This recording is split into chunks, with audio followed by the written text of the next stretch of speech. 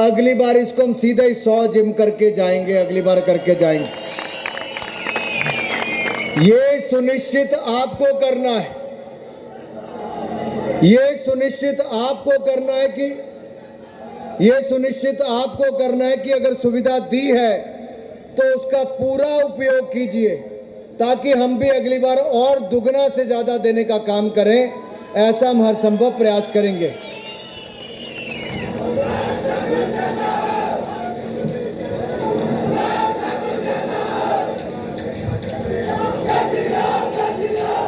मुझे अभी, ओ भाई 1 मिनट टाइम तो दो।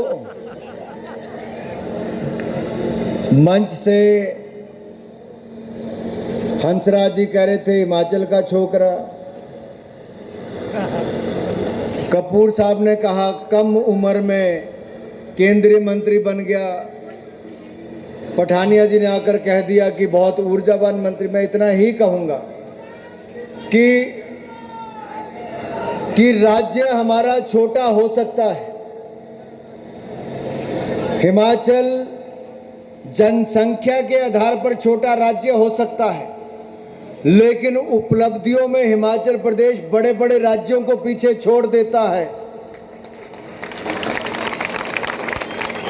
किसी भी क्षेत्र में हिमाचल की अगर उपलब्धि की बात की जाए, हम बड़े बड़े राज्यों को पीछे छोड़ते हैं।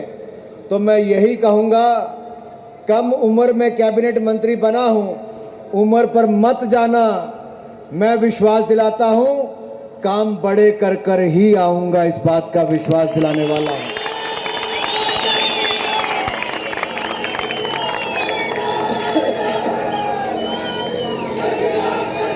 क्योंकि ये अनुराग को पद नहीं मिला है, ये पद भारतीय जनता पार्टी के कार्यकर्ताओं की मेहनत के कारण, हमीरपुर संसदीय क्षेत्र की जनता का मेरे लिए लगातार आशीर्वाद के कारण, और चंबा के चौगान में टेंट छोड़े पड़ जाएं, आप जैसे देवी देवताओं के आशीर्वाद के कारण ही मोदी जी ने मुझे ये सौभाग्य दिया है। मेरा मेजर नैयर पीछे यहाँ पर बैठे हैं, अनुज मेरे पुराने मित्र यहाँ पर हैं। मेरा सबसे पहले यहाँ पर आना सन 2000 में हुआ था, तब मैं हमीरपुर की टीम के लिए खेलने के लिए आया। हमीरपुर पहली बार स्टेट चैंपियन बना था, और उसके बाद चंबा के चौगान की खूबसूरती हम तब से देखते हैं। मेरे दिल में एक टीस बड़े लंबे समय से है कि चंबा का मिंजर तो अंतर्राष्ट्रीय है, पर मुझे कभी मिंजर का मेला देखने का सौभाग्य नहीं मिला।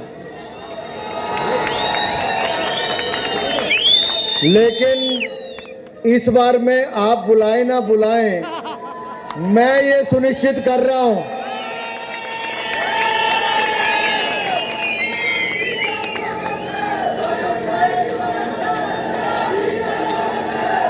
मैं मिंजर के मेले में आने ही वाला हूं, और एक दिन नहीं, कम से कम 2 रात आपके पास ही रुकने वाला हूं।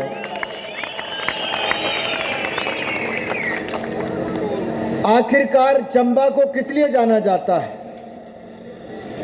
मोदी जी विदेश गए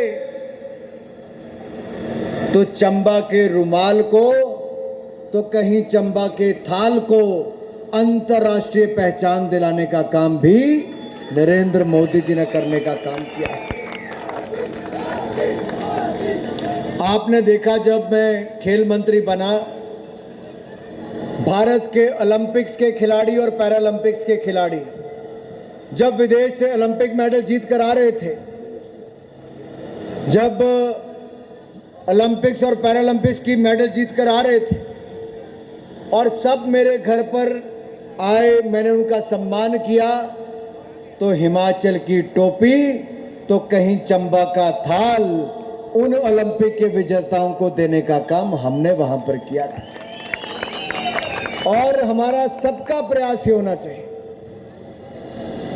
कि आखिरकार हमारे यहाँ की जो ज्वेलरी है, गहने हैं, एक बहुत रिच कल्चर हमारा यहाँ का है। यहाँ की कला, यहाँ की संस्कृति, यहाँ का संगीत हमें दुनिया तक पहुंचाना है। ये कोविड ने मेरे 2-3 साल खराब कर दिए। जब मैं सांसद था तब मेरे मन में ये विचार था कि मैं करूंगा। अब तो मैं सूचना प्रसारण मंत्री हूं। मैंने कहा था, मैं जब शिमला पहली बार आया, कि मैं कला की दृष्टि से और संस्कृति जो हिमाचल की है, इसको राष्ट्रीय नहीं अंतर्राष्ट्रीय पहचान दिलाने का काम करेंगे मेरे भाई और बहनों। और हमारे जितने कलाकार, हमारे जितने युवा कलाकार हैं, जो संगीत प्रेमी हैं, जो गाने वाले हैं, इंस्ट्रूमेंट बजाने वाले हैं, आप तैयारी रखिए। हम एक बहुत बड़ा कार्यक्रम आपके बीच में लाएंगे। आपका टैलेंट हंट भी करेंगे, आपको इनाम भी देंगे और आपकी कला को दुनिया तक पहुंचाने का काम भी करेंगे मेरे भाई और बहन। मित्रों, जिला चंबा में बेटी है अनमोल योजना के अंतर्गत 13,126 लाभार्थियों को 8 करोड़ यानी कि 8.5 करोड़ रुपए की सहायता अब तक दी जा चुकी है। शगुन योजना के अंतर्गत 2 करोड़ 62 लाख रुपए की सहायता केवल 2021-22 में दी गई। इसी तरह से बहुत सारी योजनाओं के अंतर्गत आपको लाभ भी मिला है।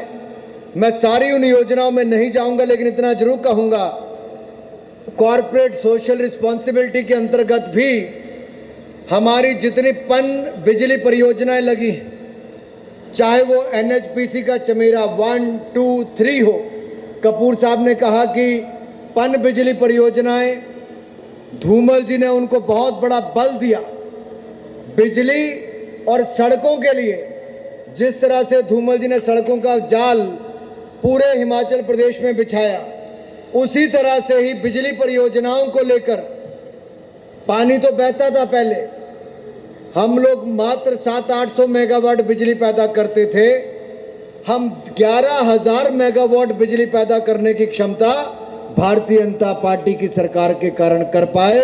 आज हिमाचल की बहुत बड़ी आय का स्रोत वो है। शांता जी ने पानी देने की सुविधा की शुरुआत की, तो आज मोदी जी जल जीवन मिशन लाए हैं, तो जयराम जी उनको घर घर तक पहुंचाने का काम भी हमारी भारतीय जनता पार्टी की सरकार कर रही है। भाई और बहनों, इसलिए मैं कहना चाहता हूं, जब भी कोई बड़ा प्रोजेक्ट आता है, कई बार मैं देखता हूं पंचायतों के स्तर पर कहीं 2 बिस्वा जमीन, कहीं 2 बीघा जमीन के चक्कर में बड़े बड़े प्रोजेक्ट रुक जाते हैं।